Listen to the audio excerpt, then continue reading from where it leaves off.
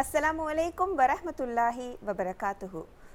மற்றொரு பிறையொளி நிகழ்ச்சியினூடாக உங்கள் அனைவரையும் சந்திப்பதில் பேரின்பம். அல்ஹம்துலில்லா. டிட்வா புயல் ஏற்பட்டதன் பின்னாட்களில் நாம் இருக்கின்றோம்.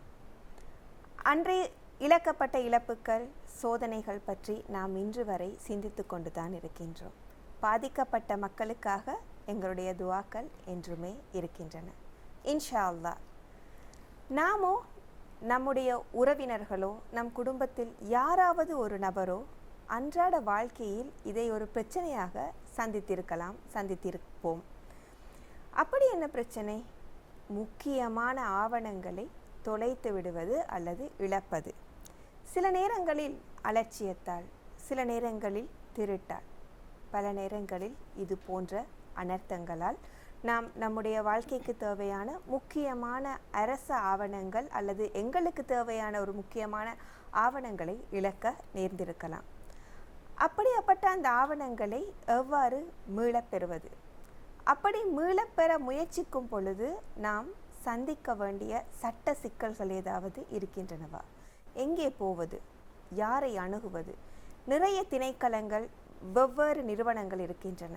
இதில் எந்த திணைக்களத்தினை நாட வேண்டும் போன்ற பல்வேறு சந்தேகங்கள் நமக்குள் இருக்கின்ற ஒரு நேரம் இது. அந்த வகையில் இன்றைய பிறையொளியின் கலந்துரையாடல் பகுதியினூடாக இந்த அனர்த்தங்களின் பின்னால் இழக்கப்பட்ட இந்த ஆவணங்களை எவ்வாறு சரியான நடைமுறைகளினூடாக பெற்றுக்கொள்ள முடியும் என்பதனை பற்றி கலந்துரையாட இருக்கின்றோம். இன்றைய கலந்துரையாடலில் எம்மோடு இணைந்து கொண்டிருக்கின்றார் சட்டத்துறையில் தேர்ச்சி பெற்ற, குடும்பவியல் சம்பந்தமான சட்டத்துறையில் தன்னுடைய பாரிய சேவையினை வழங்கி வருபவரும், ஆஸ்டின் லோ சேம்பர்ஸின் இணை நிறுவனராக சட்ட சேவைகளில் தம்மை ஈடுபடுத்தி வருவதோடு சமூக செயற்பாட்டாளராகவும் இருக்கும் சகோதரி சட்டத்தரணி இர்ஃபானா இம்ரான் அவர்களை நிகழ்ச்சியினூடாக இணைத்துக் கொள்வதில் மகிழ்ச்சி. அஸ்ஸலாமு அலைக்கும் வரஹ்மத்துல்லாஹி வபரகாத்துஹு. வலைக்கும் சலாம் வரஹ்மத்துல்லாஹி வபரகாத்துஹு. எப்படி இருக்கீங்க? அல்ஹம்துலில்லா, மிச்சம் நல்ல மாஷா அல்லாஹ். நீங்கள் சுகமாக இருக்கிறீங்களா? அல்ஹம்துலில்லா, ஜஸாக்கல்லா. இன்றைய காலகட்டத்தில் மக்கள் வெவ்வேறு வகையான ஆவணங்களை இழந்து விட்டிருக்கிறார்கள். இழந்த ஆவணங்கள் என்று பட்டியல்படுத்துவதற்கு நிறைய ஆவணங்கள் இருக்கலாம். அந்த ஆவணங்களோடு சில ஆவணங்கள் இழந்ததினாலே அவர்கள் சட்ட ரீதியான சிக்கல்களை எதிர்காலத்தில் சந்திக்கக்கூட ஏற்படலாம். அவ்வாறான ஆவணங்கள் அவை பொதுவாகவே அஃபீஷியல் டாக்குமெண்ட்ஸ் அல்லது லீகல் டாக்குமெண்ட்ஸ் என்று சொல்லக்கூடிய ஆவணங்கள் தொலைக்கக்கூடியவனாக இருக்கக்கூடாது.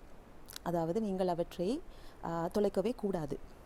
ஆனாலும் துரதிர்ஷ்டவசமாக இவ்வாறான இயற்கை அனர்த்தங்களின் பொழுது உங்களுடைய ஆவணங்கள் இழக்க நேரிடுமாக இருந்தால் அது மிகவும் கவலைக்குரிய விடயமாகவே இருக்கின்றது.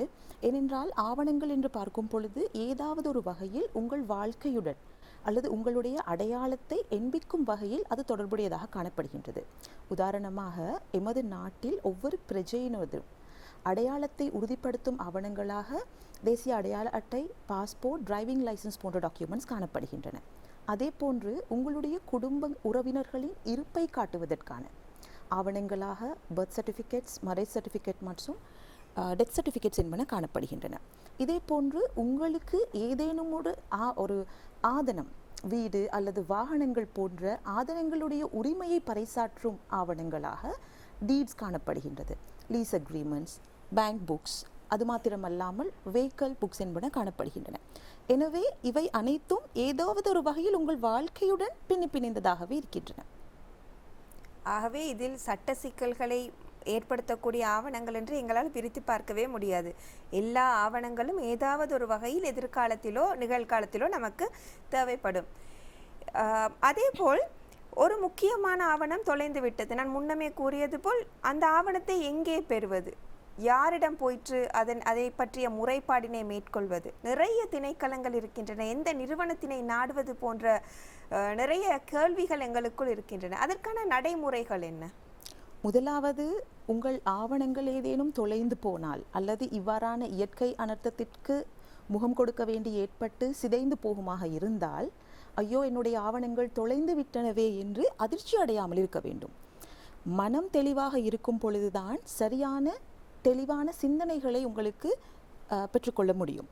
எனவே பனிக்காகாமல் இருங்கள். அது தொடர்பாக எவ்வாறு ஆவணங்களை பெற்றுக்கொள்வது என்று சரியான சட்ட ஆலோசனைகளை அல்லது கற்றறிந்தவர்களிடம் கேட்டு அந்த நடபடிமுறைகளை பின்பற்றுவதன் மூலமாக அரச ஆவணங்களில் இருந்து, ஏற்கனவே நீங்கள் கூறினீர்கள், ஒவ்வொரு ஆவணமும் ஒவ்வொரு அரச நிறுவனங்களிடமிருந்தும் தனியார் நிறுவனங்களிடமிருந்தும் பெறப்படுகின்றன.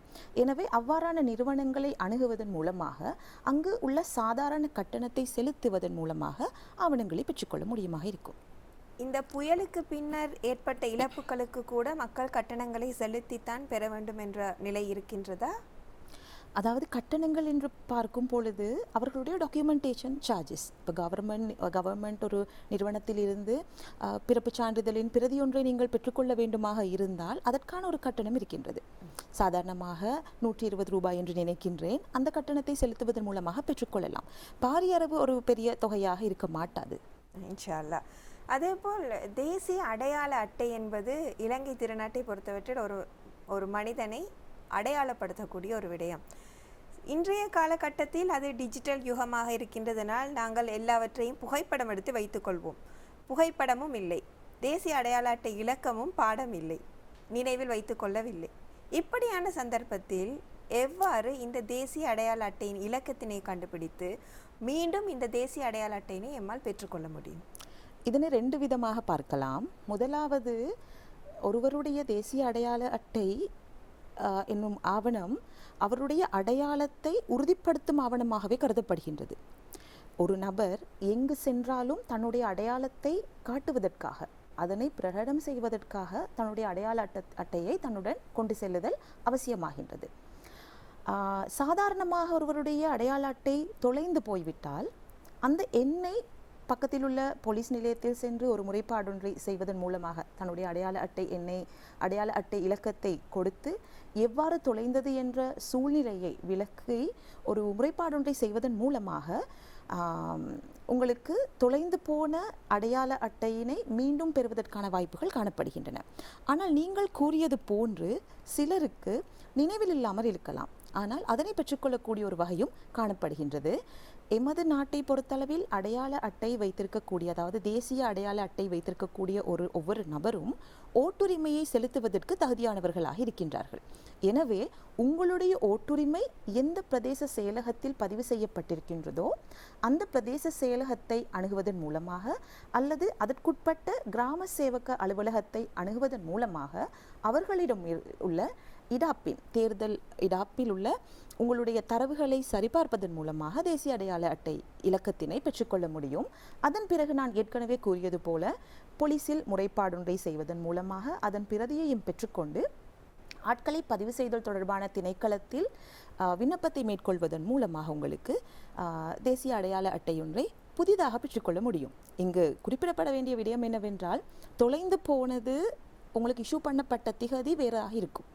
புதிய அடையாள அட்டை உங்களுக்கு புதிய ஒரு அதே இலக்கத்துடன் கிடைத்தாலும் இஷ்யூ பண்ணப்பட வேண்டிய திகதி வேறொரு திகதியாகவே இருக்கும். எனவே உங்களுக்கு புதிய அடையாள அட்டை அதே இலக்கத்துடன் கிடைக்கும் இன்ஷா அல்லாஹ். கல்வி சான்றிதழ்கள், அதாவது கிட்டத்தட்ட 4 வருடம் 5 வருடம் 6 வருடம் கஷ்டப்பட்டு பல்கலைக்கழகத்தில் படிப்பை முடித்துவிட்டு வேலைக்காக காத்திருக்கும் பொழுது இவ்வாறான அனர்த்தம் ஏற்பட்டுவிட்டு அதனால் அவர்கள் கல்வி சான்றிதழ்களை கூட இழந்திருக்க முடியும். அப்படியான சந்தர்ப்பத்தில் அந்த கல்வி சான்றிதழ்களை அவர்கள் மீள பெற்றுக்கொள்ள வேண்டுமாக இருந்தால் பல்கலைக்கழகங்களையோ அல்லது அந்த உரிய கல்வி நிறுவனங்களையோ அவர்கள் நாட வேண்டும்.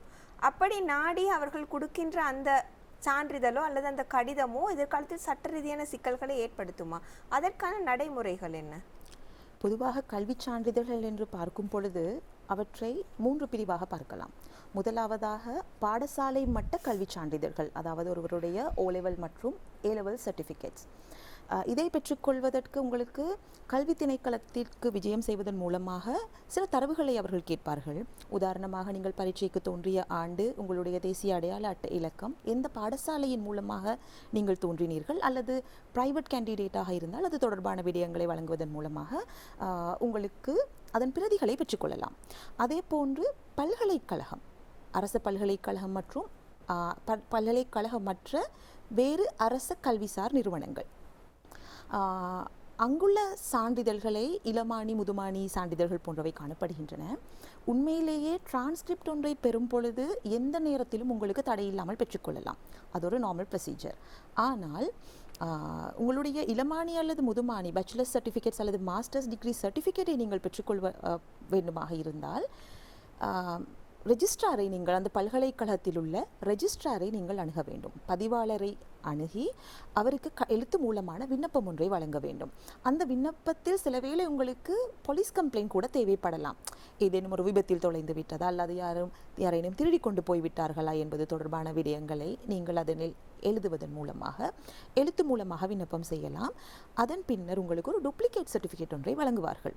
அதாவது உங்களுக்கு அந்த ஒரிஜினல் போன்ற அதே மதிப்பீடு அந்த பெறுமதி வாய்ந்ததாக அந்த சர்டிஃபிகேட்ஸ் காணப்படும். அதில் எந்த சந்தேகமும் இல்லை. அதற்கு மேலதிகமாக அரச நிறுவனங்கள் அற்ற தனியார் நிறுவனங்கள் நிறைய இருக்கின்றன. அவர்களிடமிருந்தும் உங்களுக்கான சான்றிதழ்களை பெற்றுக்கொள்ளலாம். நான் நினைக்கிறேன் அதற்காக நீங்கள் அந்தந்த கல்விசார் நிறுவனங்களை அணுகுவதன் மூலமாக அவர்களிடமிருந்து செட் ஆஃப் ப்ரொசீஜர்ஸ் இருக்கும். அதை ஃபாலோ பண்ணுவதன் மூலமாக உங்களுக்கு அப்ளை பண்ணி எடுத்துக்கொள்ளலாம். அடுத்ததாக இந்த வீட்டு உரிமை பத்திரங்கள் சொத்து விவகாரம் இருக்கின்றது. அதுதான் சாதாரணமாக அதற்கான உயில் அந்த ஆவணங்கள் இருக்கும் பொழுதே நிறைய பிரச்சனைகள் வழக்கு அப்படியெல்லாம் இருக்கின்ற இன்றைய காலகட்டத்தில் இப்படிப்பட்ட ஒரு சந்தர்ப்பத்தில் இந்த ஆவணங்கள் முழுமையாக இழந்து விட்டார்கள். அந்த சொத்து பத்திரங்களை அவர்கள் திரும்ப பெற வேண்டும். இப்போ நீங்கள் முன்னமே சொன்னது போல அந்த டூப்ளிகேட்டாக அவர்கள் கொடுக்கும் பொழுது எதிர்காலத்தில் அது பிள்ளைகளுக்கோ அல்லது அந்த சொத்து உரிமையாளர்களுக்கு இதனூடாக ஏதாவது பிரச்சனைகள் ஏற்படுமா? பொதுவாக டீட்ஸ் போன்ற வீட்டு உறுதி பத்திரங்கள் நிறைவேற்றப்படும் பொழுது அவை 3 ஆவணங்களாக செய்யப்படுகின்றன. அதாவது 3 பிரதிகளாக செய்யப்படுகின்றன. Original, duplicate and protocol. இதில் ஒரிஜினல் என்று சொல்லக்கூடிய மூலப்பிரதி வீட்டு உரிமையாளரிடம் வழங்கப்படும். மேலும் டூப்ளிகேட் மற்றும் புரோட்டோகால் போன்ற டாக்குமெண்ட்ஸ் லேண்ட் ரெஜிஸ்ட்ரிக்கு அனுப்பி வைக்கப்படுவதோடு புரோட்டோகால் எனக்கூடிய டாக்குமெண்ட் அந்த உறுதியை எழுதிய நொத்தாரிசிடம் வழங்கப்படுகின்றது. உங்களுக்கு டீட்ஸ் ஏதாவது தொலைந்து போகுமாக இருந்தால் ஒருவேளை நொத்தாரிசை அணுகி அந்த டீடிற்கான அந்த ஆவண சம்பந்தமான விடயங்களை பெற்றுக்கொண்டு தரவுகளை பெற்றுக்கொண்டு உரிய லேண்ட் ரெஜிஸ்ட்ரியை அணுகுவதன் மூலமாக டூப்ளிகேட்டின் சர்டிஃபைட் காப்பி ஒன்றை பெற்றுக்கொள்ளலாம். ஆனால் இவ்வாறு சர்டிஃபைட் காப்பீஸ் நீங்கள் பெற்றுக்கொள்ளும் பொழுது அந்த ஆவணம் உண்மையாக அது ஒரிஜினலாக மாட்டாது. ஆனால் ஒரிஜினலுக்கு ஈடாக அது உங்களுக்கு பயன்படுத்தலாம். ஏனென்றால் அது அரசாங்க திணைக்களம் ஒன்றினால் ஒரிஜினல் டாக்குமெண்ட்டுக்கு பிரதியீடாக வழங்கக்கூடிய ஒரு ஆவணமாக காணப்படுகின்றது. அது ஒரு சர்டிஃபைட் காப்பி சான்றுபடுத்தப்பட்ட ஒரு பிரதியாக காணப்படுகின்றது. எனவே அதனை உங்களுக்கு பயன்படுத்தக்கூடியதாக இருக்கும். ஒருவர் இன்றைய காலகட்டத்தில் பிறப்பு சான்றிதழ், இறப்பு சான்றிதழ் அல்லது திருமண சான்றிதழ்கள் இதை அனைத்தையுமே இழந்து விட்ட காலகட்டத்தில் பிரதேச செயலகம் அல்லது கச்சேரியினை அவர்கள் கட்டாயம் நாட வேண்டுமா அல்லது சட்ட ரீதியாக அவர்கள் அதனை அணுகி அவைகளை பெற்றுக்கொள்ள வேண்டுமா? இல்லை, இவ்வாறான ஆவணங்கள் நான் ஏற்கனவே கூறியது போல ஒருவரை அடையாளப்படுத்தும் ஆவணங்களாக காணப்படுகின்றன.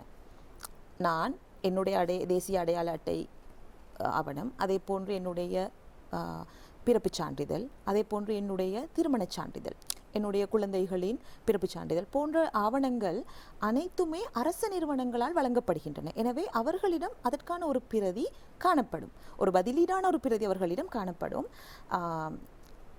நான் இப்பொழுது பிறப்பு, இறப்பு, திருமணச் சான்றிதழ் போன்ற ஆவணங்கள் ஆன்லைனில் எடுக்கக்கூடிய வசதியும் காணப்படுகின்றன. அதற்கு சில தரவுகள் நீங்கள் ரெஜிஸ்ட்ரார் ஜெனரல் டிபார்ட்மெண்ட்டுடைய வெப்சைட் இருக்கின்றது, அதனை நீங்கள் கிளிக் செய்வதன் மூலமாக அது சில தரவுகள் உங்களுக்கு கேட்கும், பேசிக்கான சில விடயங்கள்.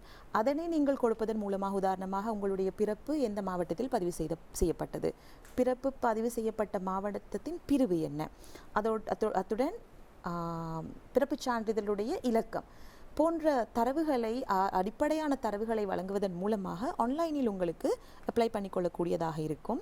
சில வேளை உங்களுடைய ஆவணம் தொடர்பிலான டீட்டெயில்ஸ் உங்களுக்கு தெரியாமல் இருந்தால், அந்த தரவுகளை சரியான முறையில் வழங்குவதற்கு உங்களுக்கு தெரியாமல் இருக்குமாக இருந்தால், குறிப்பிட்ட கச்சேரிக்கு நீங்கள் நேரடியாக விஜயம் செய்வதன் மூலமாக தேடுதல் என்று சொல்லக்கூடிய சர்ச் அப்ளிகேஷன் ஃபார்மை ஃபில் பண்ணி கொடுத்து அதற்குரிய தேடுதலை உங்களுக்கு மேற்கொள்ளலாம். அதன் விளைவாக உங்களுடைய ஆவணங்களின் பிரதிகளை பெற்றுத் தருவார்கள். அதுவும் பிரதிகள் தான் பிரதிகள் தான் கிடைக்கும்.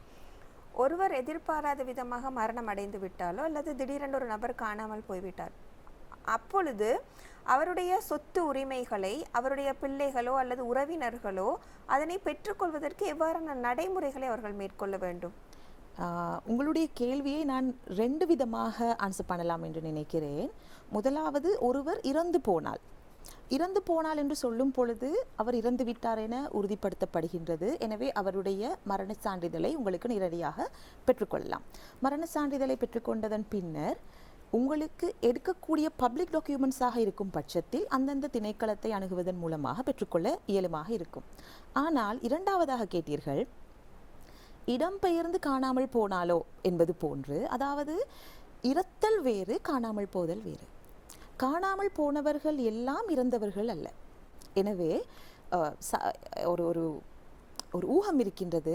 பொதுவாக ஒருவருடைய இருப்பு, ஒருவர் இருக்கின்றாரா இல்லையா என்பது தொடர்ந்து 7 ஆண்டுகளுக்கு மேற்பட்ட காலப்பகுதிக்கு தெரியாமல் இருக்குமாக இருந்தால் அவர் இறந்து விட்டார் என ஊர்ஜிதப்படுத்தலாம். அதாவது அப்படி ஒரு ஊகம் இருக்கின்றது, அவர் இறந்து விட்டார் என்று ஓர் அர்த்தம்.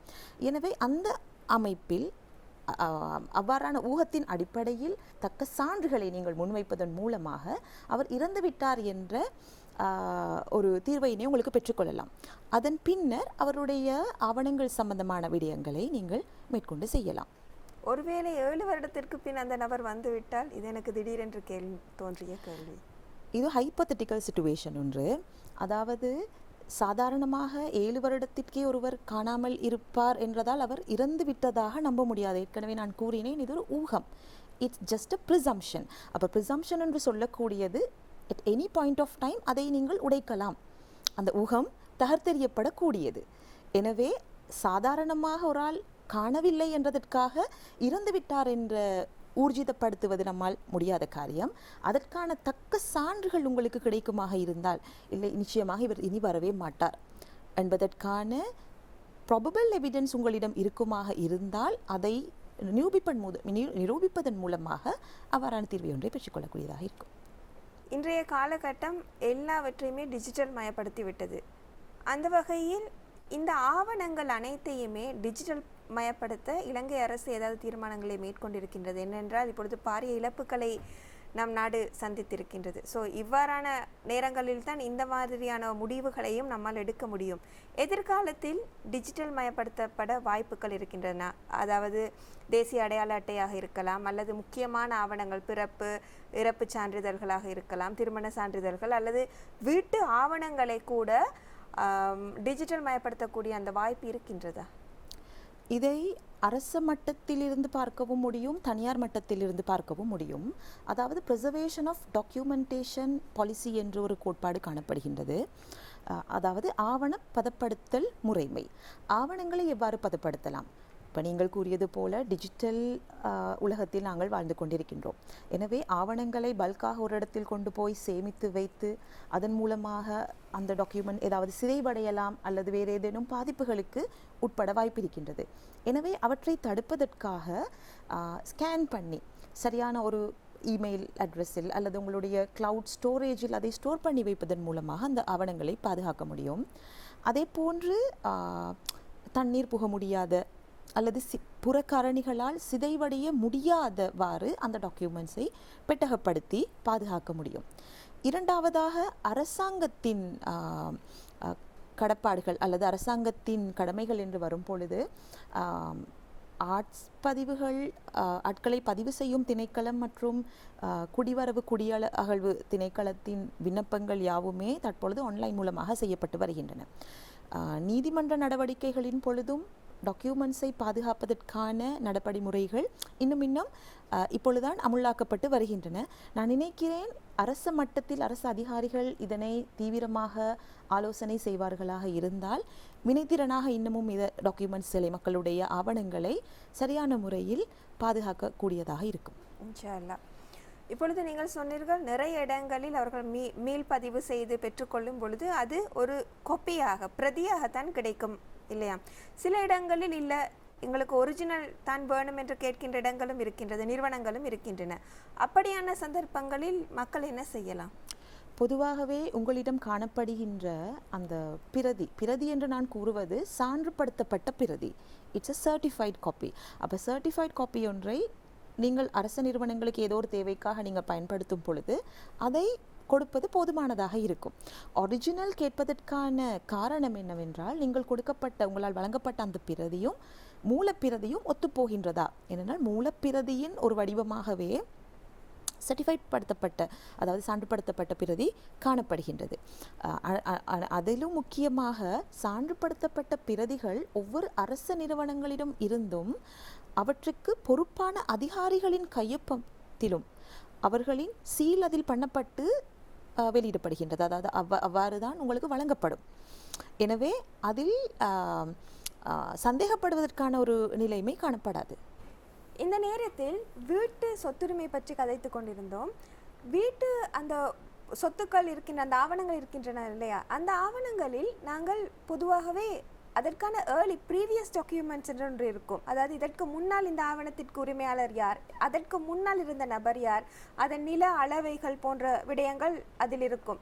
அதுவும் சேர்ந்து தொலைந்து போய்விட்டது. இப்பொழுது நாங்கள் அதை அந்த உரிய நிறுவனங்களுக்கு சென்று மீள பெற்றுக்கொள்ளும் பொழுது அவர்கள் அந்த டீட்டினை மட்டும்தான் தருவார்களா, அல்லது மற்ற பழைய ஆவணங்களையும் சேர்த்து தருவார்களா? அப்படி ஒருவேளை அது கிடைக்காவிட்டால் இதனால் ஏதாவது பிரச்சனைகள் ஏற்படுமா? இது ஒரு முக்கியமான ஒரு கேள்வி, நாங்கள் அட்ரஸ் பண்ண வேண்டிய ஒரு கேள்வி. இப்போ வீட்டு உறுதிகள் என்று சொல்லும் பொழுது பலருக்கும் அது ஒரு கனவு. ஒரு வீடு வாங்குவது, காணி வாங்குவது என்பது பலருக்கும் வாழ்நாள் சாதனை என்றே சொல்லலாம். ரொம்ப கஷ்டப்பட்டு காசு சேர்த்து அவர்கள் வாங்குவார்கள்.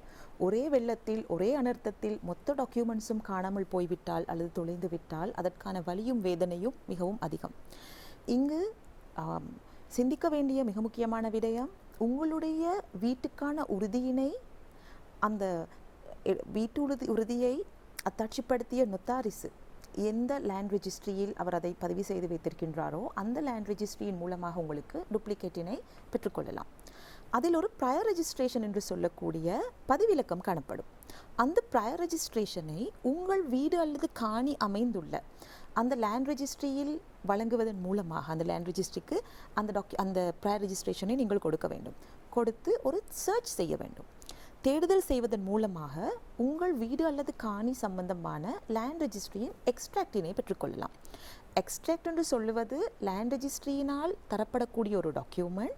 அதில் உங்களுடைய வீட்டுக்கு முந்தைய உரிமையாளர்கள் யார், அல்லது உங்கள் வீடு அல்லது காணி தொடர்பிலான கொடுக்கல் வாங்கல்கள் என்ன மாதிரி இருந்தன, எவ்வளவு காலத்திற்கான வரலாறு உங்கள் வீடு அல்லது காணிக்கு இருக்கின்றன என்பது தொடர்பான முழு டீட்டெயில்ஸையும் உங்களுக்கு பெற்றுக்கொள்ளக்கூடியதாக இருக்கும்.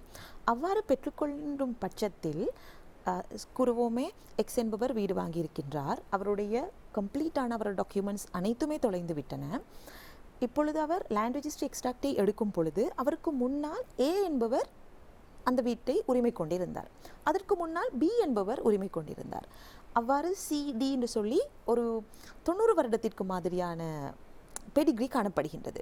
எனவே அந்த பெடிகிரியை மையமாக வைத்து அந்தந்த ஆவணங்கள் எந்தெந்த லேண்ட் ரெஜிஸ்ட்ரியில் பதிவு செய்யப்பட்டிருக்கின்றன என்பதனை அறிவதன் மூலமாக குறித்த அந்த லேண்ட் ரெஜிஸ்ட்ரியில் அப்ளை பண்ணி கட்டணம் செலுத்த வேண்டும். கட்டணங்களுக்கு அமைவாக அந்தந்த லேண்ட் ரெஜிஸ்ட்ரியில் உள்ள டூப்ளிகேட்டை பெற்றுக்கொள்வதன் மூலமாக உங்களுக்கு சாதாரணமாக தொலைந்து போனதை போன்றே ஒரு ஃபைல் ஒன்றை உருவாக்கி கொள்ள முடியும். ஆனால் இவை அனைத்தும் சான்றுபடுத்தப்பட்ட பிரதியாகவே காணப்படும். அதாவது certified copy issued by the land registryயாகவே இருக்கும். இன்னும் ஒரு பிரச்சனை ஏற்படலாம். வெள்ளத்தின் பொழுது இழந்த ஆவணங்கள் ஒரு புறம் இருக்க, சிலர் ஏற்கனவே இந்த ஆவணங்களை காணாமல் ஆக்கிவிட்டு வெள்ளத்தை ஒரு சாட்டாக கூறக்கூடிய வாய்ப்பும் இருக்கும். எனவே இது தொடர்பிலான நான் சட்டத்தரணிகள் அல்லது நொத்தாரிசலுக்கு கொடுக்கக்கூடிய ஒரு அறிவுரை அல்லது அறிவுறுத்தல் என்னவென்றால், இவ்வாறான நிலைமைகளின் பொழுது வீடு விற்பவர் வாங்குபவர் இருவரிடம் இருந்துமே சத்திய கடதாசிகளை பெற்றுக்கொள்ளலாம். உண்மையிலேயே இந்த வெள்ளத்தின் பொழுதுதான் என்னுடைய ஆவணங்கள் தொலைக்கப்பட்டன, இல்லாமல் போன. அதே போன்று வாங்குபவரும் இந்த ஆவணங்கள் அனைத்தும் இல்லாத பட்சத்தில் தான் நான் இவரிடமிருந்து வாங்குவதற்கு உடன்பட்டிருக்கின்றேன் என்பது போன்ற கடிதங்களை அல்லது சத்திய கடதாசிகளை பெற்றுக்கொள்வதன் மூலமாக அந்த உறுதிகளை நிறைவேற்றிக் கொள்ளக்கூடியதாக இருக்கும். நிச்சயமாக ஆவண இழப்பு என்பது ஒரு மௌனமான சவால். டிட்வா புயல் எப்படிப்பட்ட ஒரு பெரிய சவாலாக எங்களுக்கு இருந்ததோ அதே போல்தான் இந்த ஆவணங்களை இழப்பதும் கூட. ஏனென்றால் எதிர்காலத்தில் பல்கலைக்கழகத்தில் கற்ற மாணவர்களுக்கு தொழிலில் ஒன்றினை பெற்றுக்கொள்ளும் பொழுது அதில் அவர்கள் பிரச்சனைகளை சந்திக்க நேரிடும். அதேபோல் எதிர்காலத்தில் பிள்ளைகள் சொத்து விவகாரங்களை மேற்கொள்ளும் பொழுது அதிலும் பிரச்சனைகள் வரலாம். தொழில் ரீதியான ஆவணங்களை இழந்த பின் அந்த தொழில் உரிமம் பற்றிய பிரச்சனைகளும் ஏற்படலாம். ஆகவே எம்முடைய சட்டத்தரணி கூறியது போல் உடனுக்குடன் அதற்குரிய இடங்களுக்கு நிறுவனங்களுக்கு சென்று அந்த ஆவணங்களை உடனடியாக பெற்றுக்கொள்வதே இதற்கான ஒரு மிக சிறந்த தீர்வாக அமையும் என நாம் நம்புகின்றோம். இத்தனை நேரமும் எங்களுக்கு இது பற்றிய தெளிவான விளக்கங்களை வழங்கி வைத்தமைக்கு மனமார்ந்த நன்றிகள் சட்டத்தரணி இர்ஃபானா இம்ரான் அவர்களுக்கு. ஜிசாக்கல்லாஹு ஹைரா. அஸ்ஸலாமு அலைக்கும் வரஹ்மத்துல்லாஹி வபரகாத்துஹு. வலைக்கும் ஸலாம் வரஹ்மத்துல்லாஹி வபரகாத்துஹு.